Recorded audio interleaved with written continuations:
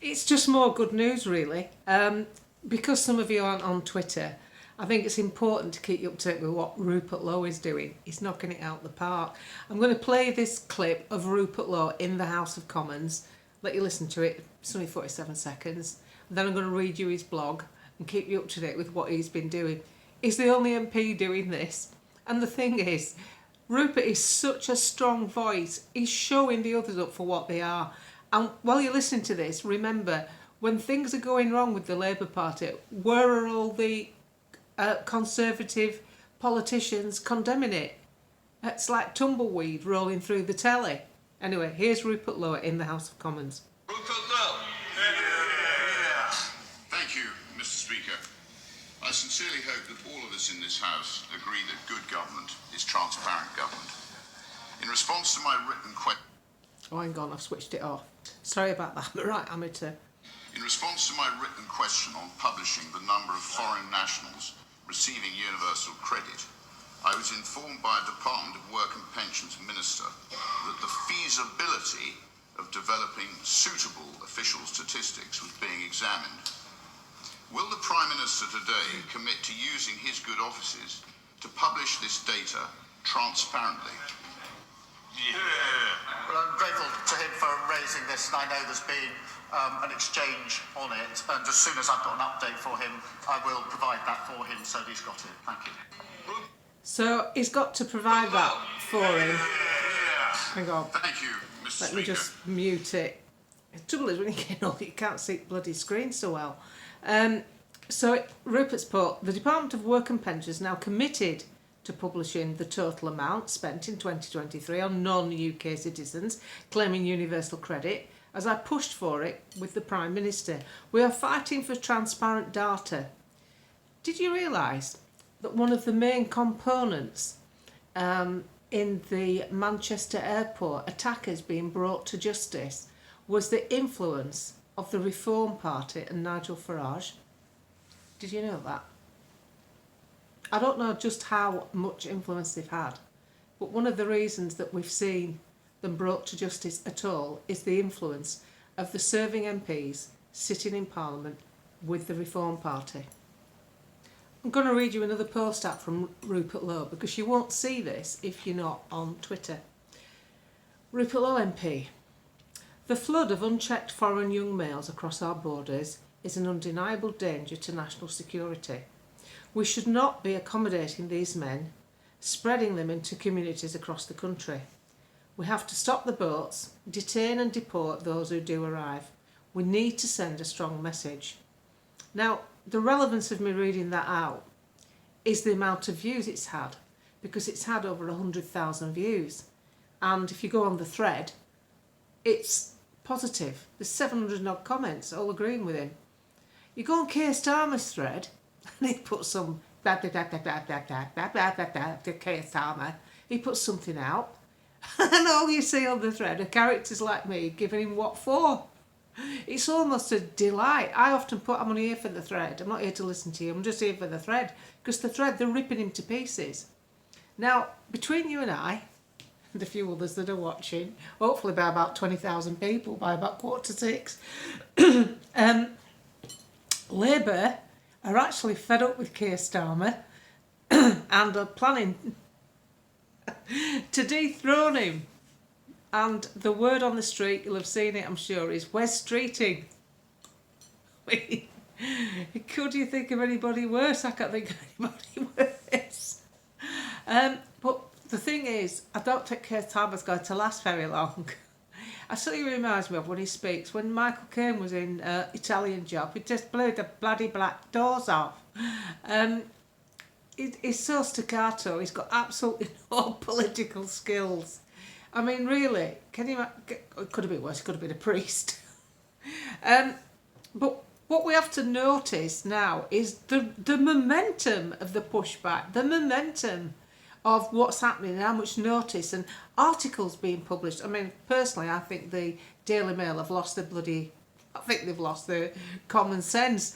They're putting really good articles out, but it's behind a paywall. Let me just tell you, nobody in this day and age puts the writing behind a paywall to make you pay money to access it. You can get it all for free. on social media. You can find out what Rupert Lowe's saying on social media. You don't need to read an article. Matt Goodwin's got an article in the Mail saying how it's looking likely that in 2029 Nigel Farage will be walking in number 10. But he's saying that on his blog, so you can pick it up on YouTube. You don't need to pay Daily Mail. I mean, Telegraph are tanking money and they've worked behind a paywall forever. That's how they operate, but it's not doing them any good, is it? So back to Rupert Lowe, and you'll like this. It's a copy of his letter to the government. It's had 305,000 views. This is Rupert again. I'm concerned that the Home Office is hiding behind contracts in order to conceal the true amount being spent on illegal migrants. This is how it's being funded, but my request for transparency on the contracts are denied. I've written to the Border Minister this morning. So in other words, let's see who's getting the money, eh? Let's see where the money's going, not just how much we're spending. Well, let's see where it's doled out. And, from what I can see, a lot of them, I mean, Britannia Hotels, they weren't doing very well financially. All of a sudden, cha-ching, the till's hot, you can't open it, it's that hot. Their hotels are full. It's wrong on every level. But there's a proper pushback now. We didn't have that before. Before, we had just had politicians scurrying about, getting on with exactly what they wanted to do, ignoring us, and they can't ignore us now. And even the public are waking up. And what you've got to remember, this is that, I know some of you have favourite people from smaller parties. I mean, I absolutely adore Tek Kong. Dr. Tek Kong is a lovely, lovely man, leader of the ADF party, Alternative Alliance for Democracy and Freedom, ADF. What a nice man. And he only went into politics to put the national health right, because he's a doctor and he sees what's going on. But and I know a lot of you are fond of David Curtin, who's on is on that board in London. I can't remember what it's called, the Assembly, London Assembly. The thing is, can you see them in number 10? What you've got to look at. There's some other outsiders that I see, making wild exclaims about how to eradicate certain religions, and the wild claims. And I think, well, you can't. It's not going to work. You've got to do things that work. And then you think, right, can I see that face in number 10? Bear in mind what somebody in number 10 has to handle. MI5, MI6, oh bloody crap that's going on that we don't see. Spies, poisonings, goodness knows what. Can I see? No, I can't. I can't see them there at all. No, I can't. Because there's more to running this country. I mean, the ones we've got are rubbish. Starmer's a load of rubbish. Theresa May were a load of rubbish. Boris just pretended he weren't a load of rubbish. And David Cameron, well, he was big society, wasn't he? He was like bloody socialist light. So, but there is a face that I can see in number 10 that would fit the bill. And he's always on Question Time. He's had the boot stuck in him so many times as Nigel, verbally of course, attacked. He's been around for 30 years taking this abuse. He knows the ropes, he knows the system, he's been in Europe. I could see him in number 10. I don't look at him getting into number 10 and think, oh, it's never going to work with him. I think it would. I think he'd be a bloody good Prime Minister. And I think even if they weren't any better, it stops that stranglehold of these people being guaranteed this huge income. It's not just the 90-odd grand a year, because some people say it's not enough. But, if you can't manage on 90-odd grand a year, you need budgeting lessons. It's the packaging that they get. It's the whole package, this second home bollocks, and putting their energy bills through, and index-linked pensions. Oh, it sickens me. 4.5% pay rise. For what? You've hardly done out since 2020. You were shut down for God knows how long. You never answer your emails. You're a shocking bunch. But the thing is, because of the pushback and people getting motivated, again, the power's really with us. And the best job we can do is to encourage our friends not to be apathetic. And if they don't know much about politics, all they need to know is, don't have them two parties, they're rubbish. Ed Davey couldn't run post office, so he's out. So there's only one face left, Nigel Farage, reform. And we need to do it before he gets too bloody old, because he won't want to do this forever.